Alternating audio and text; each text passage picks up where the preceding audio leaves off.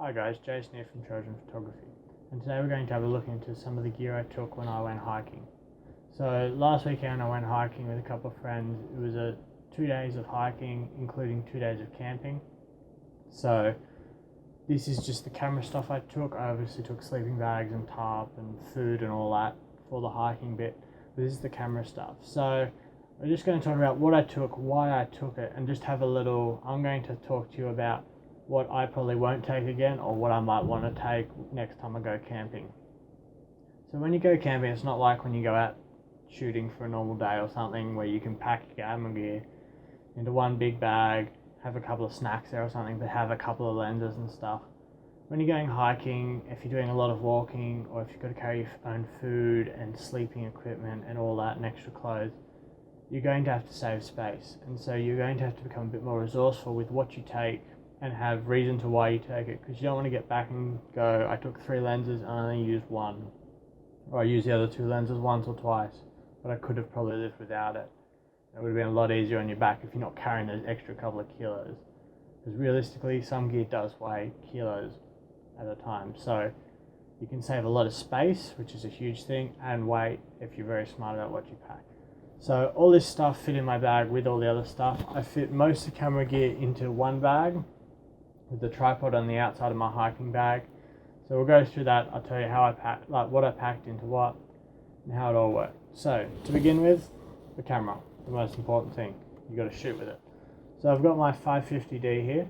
Now I have recently upgraded to a 7D Mark II, but I decided to take this camera instead because it is smaller, it is lighter, and it's still going to get me those shots I want. As long as you know how to use the camera settings, you're still going to get great shots. Now, I always usually have a battery grip. I took that off because it's a huge space. It doesn't weigh too much, but it takes up a lot of space and it's harder to fit into this bag. Now, I took all the same batteries and stuff I usually would, so I've still got enough battery power. And if I need to, you just change batteries as you go. It's not that hard. So I took the battery grip off for that. Now, I also had the 24-70 Canon L lens. Love this lens, really sharp. Now while hiking you might think, why didn't you take a wide angle lens? You get all those nice panoramic scenes and all that. Yes you do. But with this lens, held it in portrait mode and took a nice panorama, stitched together in Lightroom, edited up and stuff in Photoshop, and they came out beautifully. If I need a bit more lateral, I just point it up, shoot across, point it down, shoot across, and stitch up all those images so I get the nice wide angle. With a wide angle lens you can't get that telephoto feel. With this at least I can get out to 70. It's good for headshots or portraits of people I'm hiking with or other people I might run into, as well as getting some nice compression if I want to take some teletype landscapes with it. So this lens worked beautifully and I'm very glad I took it. So I got really good landscapes, I got some nice tighter shots, and at the end of this video I'll just run a couple of photos that I took on the trip just so you can see what I got with this gear. So 550D plus 24-70 worked really well for me.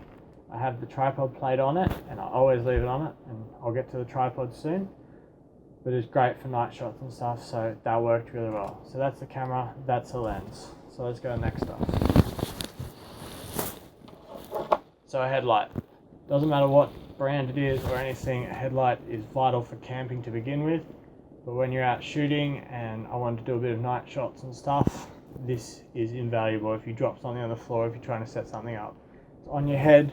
That way you've got both hands free to use the camera, to adjust the tripod, to do all the normal settings you would in normal daylight, but you can actually see what you're doing. So this is very vital. It takes up minimal room depending on the size. This is quite a big one, but you're going to use it for camping anyway, so dual purpose, which is great. So that's always awesome. The next camera I took is a GoPro. Now this is the Hero 4 Black. I also took my other one, which is sort of a spare GoPro, which is the GoPro Hero 3 Black. So I had both of them. I had the waterproof casing for both, plus I had the skeleton housing. So you might think, why did you take 2? If you're trying to save space, why did you take 2? Usually when we got to a campsite, I'd set up one on a nice hill or some nice scenery, set it in time-lapse mode, leave it, forget it, let it run until the battery dies, and I get a nice time-lapse of a couple of hours of shooting.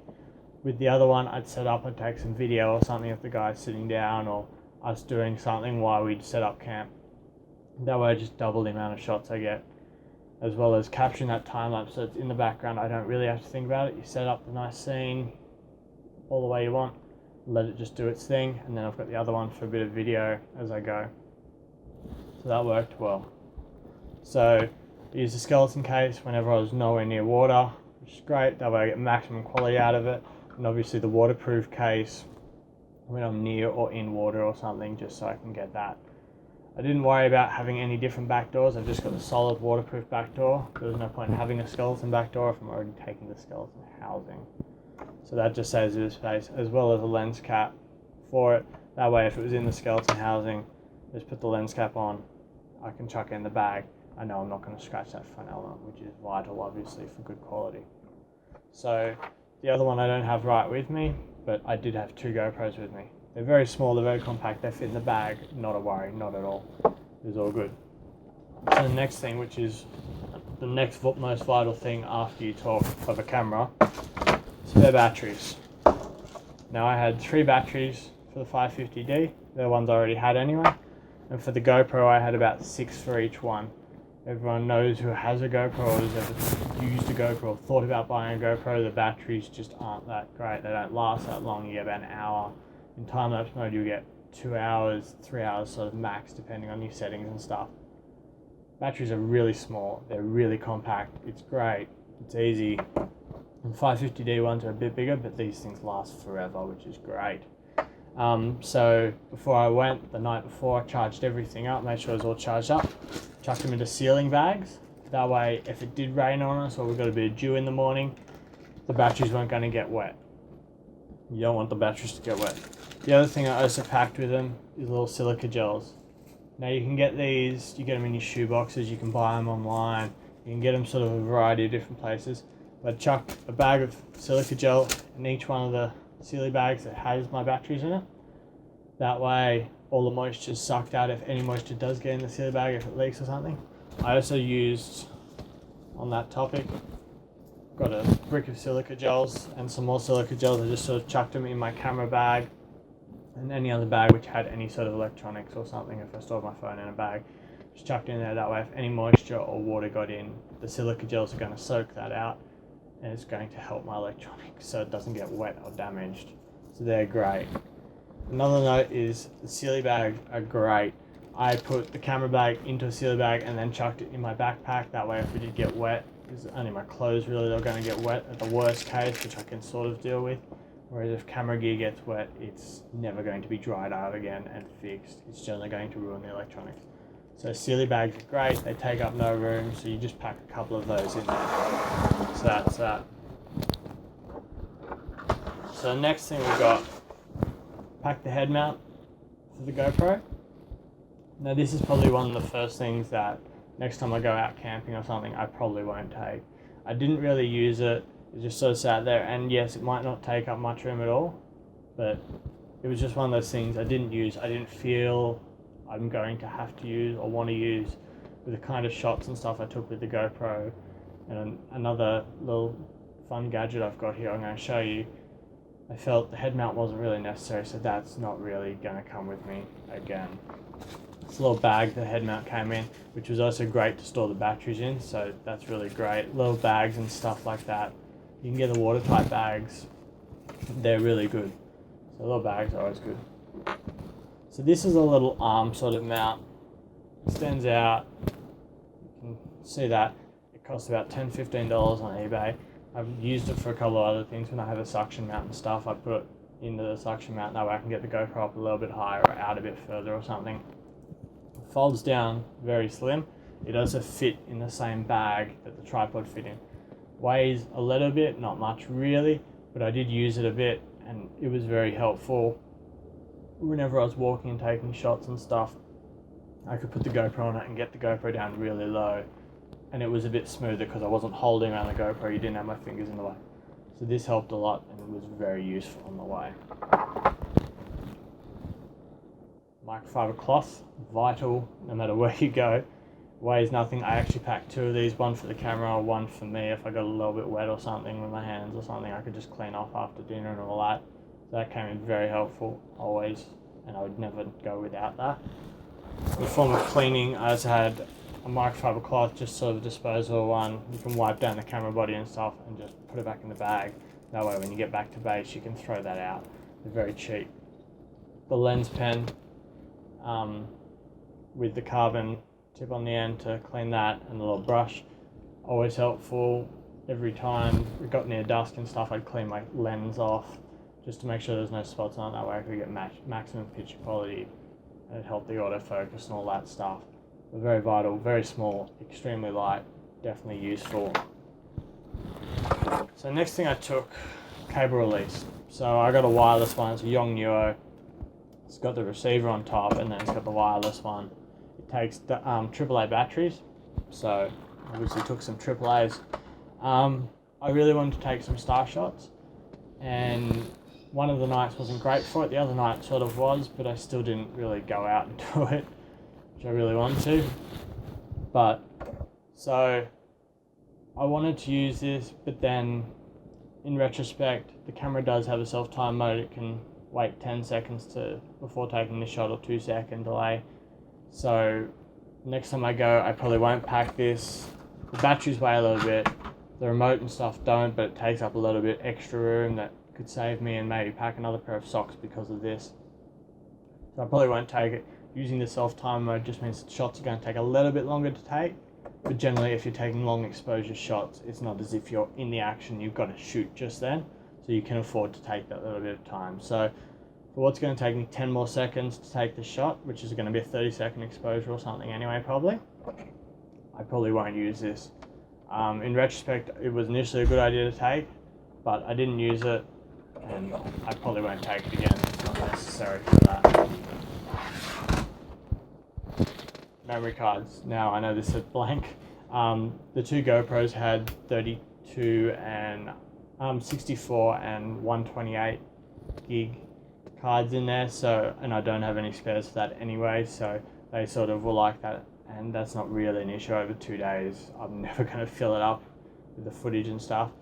My camera, I didn't know how many shots I was going to take, but I have spare memory cards obviously with photography. So I took a spare 32 class 10 card. Didn't have to use it luckily, but if I got to a point, if the card got corrupt or something happened, or I lost or something got damaged with it, I had a spare. It was all formatted, ready to go, ready to put in. Always good to have a spare. This thing takes up no room. It's a little case you sometimes get with some of the cards, and it just works really well. Just keeps it all clean and tidy. Definitely always carry at least one spare memory card for your camera. Vital. So filters. So I've got a circular polarizer filter in here and an infrared filter. The infrared was sort of a little passion. I've sort of tried to get into a bit of infrared photography, so I thought, oh, it'd be a good trip to take it. Used it once, that was it. It's not really useful unless you're going out there to shoot infrared shots or something on a bright sunny day. It's okay. Takes a bit of time, especially when I'm walking with a group that aren't photographers and stuff. Me stopping, having to set up a tripod and setting this up just wasn't practical, and as I said, I got to use it once. Probably won't take it again because I'm not going to use it again. So that's that. The polarizing filter I used a couple of times. It's good. You put it on the camera. I just sort of left it on while walking around with the camera. So that is quite useful. It's up to you if you use one or not. I'm not going to tell you you have to use it. There's a couple of videos out there what they do and why. But it is good. I used it. It takes up a little bit of space, but it's in this nice hard protective case, so I'm not going to damage it or anything, which is great. But it just sits on the camera. It doesn't take any extra time. It's not slowing the shutter speed down, so I don't need to get a tripod out every time I need to take a shot. So I'll probably take that again. It's very good. It makes all the blue skies and stuff pop if used in the right conditions in the right way. So that's very useful. So, getting down to it. Strip of double-sided Velcro. Now this always sits in my normal camera bag anyway, and so it's sat in this bag as well. You never know when you need to tape something to something. Same as you'd usually carry tape, which I did take with me, but because it was in my camping stuff, I just sort of forgot to bring it here. I just sort of like to carry it. It weighs nothing. It just sort of sat in a ball on the outside of my bag, wrapped around. But if I'm out in windy conditions or something, I set up the tripod or something, I'm near a tree or a post, I can latch it to that. If my camera bag needs to be propped up, I can just sort of bind it to something. So I just find it very helpful, and I think it's just something good. Rolls up to a little ball about that big. Very small, very lightweight, very useful to have. So with the GoPro, I took the GoPro remote. This was obviously fully charged. It was already synced up to both the GoPros. So I do not get out there and start shooting and go, oh wait, I've got to set this up, I've got to sync it up, make sure it's synced up first. Unfortunately, I didn't use it. It doesn't weigh much, it's very small, so that didn't really bother me. It sat in the bag, it took up no room at all, which was great. I sort of didn't use it every time I did video. I'd just push the button and then I'd put it out there or something. It wouldn't really bother me. If we're doing something a bit more adventurous or actiony and I wanted to be in a shot or something, it might have been good. So I'll probably take it again. That way I can get some more group photos with me in it and stuff. But very helpful, very useful. The other thing is you just set the GoPro for a video, or another thing is if you want a photo with you in it, you can set up on a tripod, put it into the time-lapse mode, set it off, walk back, and then you'll get 5-10 shots or something, and one of them will have you in it. So when you go through your editing software and stuff, just get rid of the ones without you, then you've got a nice photo with you in it just through the time lapse. So quite useful, and I probably will take it again, definitely. So I've got this little bag from GoPro. I got it when I got my camera bag. It just sort of can sit on the outside of it for little gadgets or whatever. This is where I kept all the batteries, so they all stayed in there. And I just strapped this. It's got a double strap like that. You have it go through there. You can put it on your belt even. It also has a vertical strapping movement, so that's very good. Kept the batteries all in one area, which was great because it didn't really fit in the camera bag. So during the day I kept it on the outside of my pack. That way if I had to change batteries, and especially with the GoPros you do, I could reach in, grab it out and change that. During the night just kept it in the pack, and it was very helpful just to have all the batteries in one place. That was really good. So this was probably one of my favorite gadgets I bought a little while ago with this camping trip in mind, and camping trip or hiking in mind as a whole. It's very helpful. So there's a couple brands that make it. Peak Design sort of one of the major ones. This is an eBay sort of trying to knock off of it, but it is very solid and it's the exact same construction as the Peak Design one. I'll do a review on this one later along with a lot of this gear that I've been meaning to get to. So simply, it's got a quick release plate which is Arco compatible, so with my tripod it worked really well. And you can see there I've just got the GoPro mount on there. So this, undo both these buckles a little bit more. It swings out.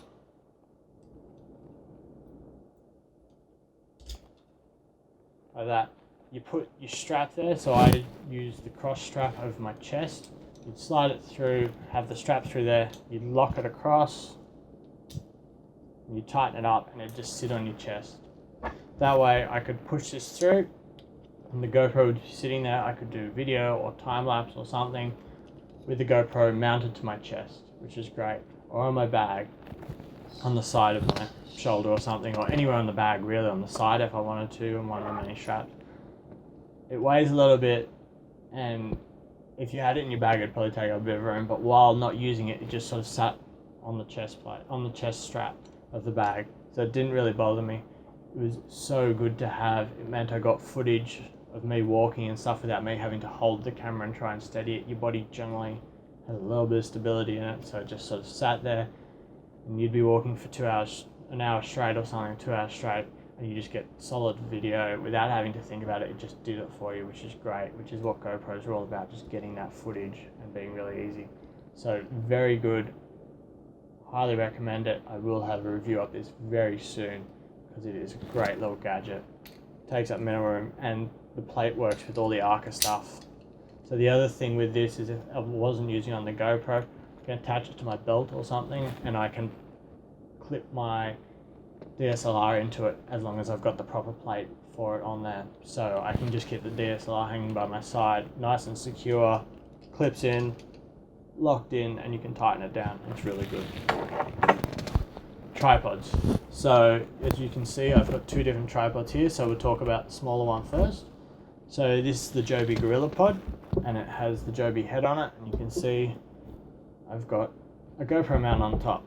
So whenever I took time lapse or something, or I wanted to take a bit of video of people walking past or something, I just set this up, or on a tree or on a post. These Gorilla Pods are great. I highly recommend the Joby ones. They cost a little bit more than the cheaper ones, but these things will hold. These will hold my DSLR. So very good, very strong. Highly recommend it. Now this sort of just sat floating around in my pack, but because it's black and white, because it's so big, it was very easy to find, very easy to get out. But it didn't have enough space. I could have just wrapped one of these legs around the straps on the side, and it would have comfortably sat there securely on the side of my pack, so taking up no room at all, which is great. But this is great, and I highly recommend it, and definitely will be coming on the next trip I go to. So now we got the big boy, the tripod. So this is my three-legged thing, Brian, with the blue ball head. It is carbon fiber, but with this ball head, it still weighs a good couple of kilos, so it is quite heavy. Now, that didn't really bother me. I had it in its case.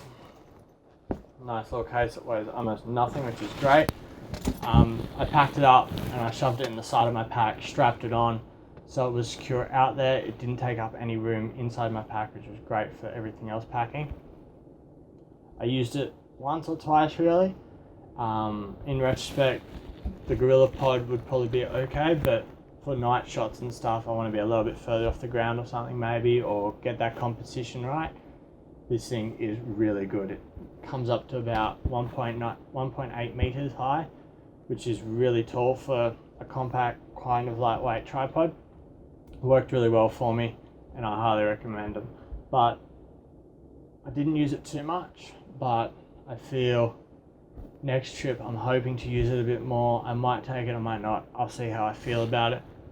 But I was glad I took it, because there was those one or two times that I really needed to take it. When I want to take a group photo or something, I could set this up nice and solid. I know it's not going anywhere when it gets windy or something, and I could get those shots I wanted. So this is great, well worth taking. So the last thing is the bag. So this is a Carter bag. It's DC 439. So it's just a small little bag, and I got it a while ago, and I sort of use it every so often if I need to put stuff in it. But it is great. So inside, nice and orange, that way you can see everything in there, which is awesome. It's got side pockets. It's also got this top pocket. So I put the GoPro remote in there, and I put the SD card on the side. That way I didn't get lost, this little thing floating around. They were in there, I knew where they were. On the side I put filters and the cleaning stuff. Inside I managed to fit the camera, the GoPros,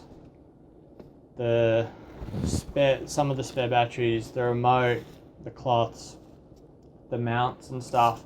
That all fit in here, and that way I just shoved it in my pack. That way I knew I have this nice protected padding, and then I had clothes around it anyway, so that way if my bag did get hit or something, or knocked around or fell, it was quite protected. And I really was satisfied with that, because I knew this thing would protect my camera gear, and that's what you really want. You don't want to go out, get these great shots, and come back with some great shots but broken gear, because that really puts it down on the trip. So that was quality. So guys, I hope you enjoyed this video. I sort of did this to show you that when you're going out hiking or camping or something, think through your gear, think through the shots you want to get, why you want to get them or something. But also when you get back and you're editing your photos, have a look at the gear as you're unpacking it and think about, did I use this? Was this useful? Should I take this on the next trip? And if you've got a picture in mind you want to eventually get, definitely take that gear, take that lens if you want to get this one shot you know you're going to try and get next time. But if you didn't use it too much, or you feel you can compensate like I did, not having a wide angle lens and just using 24-70, taking panorama shots everywhere you want to get that wide angle, do that. It's going to save you space, it's going to save you a lot of weight in your bag, it's going to make you a lot more energized at the end of the day, because you're not lugging around an extra 4 or 5 kilos of gear that you're not going to use. So really think through the stuff and evaluate just to yourself, why did I take it? Did I use it for that reason, or did I use it at all? Should I take it again? And really think through it. So guys, I hope you enjoyed this. If there's any stuff here that I showed you that you want to see a review on, please just leave it in the comments and I'll make a review of it. I'm slowly getting through my gear and reviewing it all as I get a chance. I hope you enjoyed this. I'm going to leave you with a couple of photos from my camping trip. I hope you enjoyed it. If you've got any other comments, please leave them in the comments below. If you enjoyed this video, give us a thumbs up. Subscribe below, lots of tutorials and reviews coming. You can also find me on Facebook and on my website. Links are in the description below, guys. Thank you.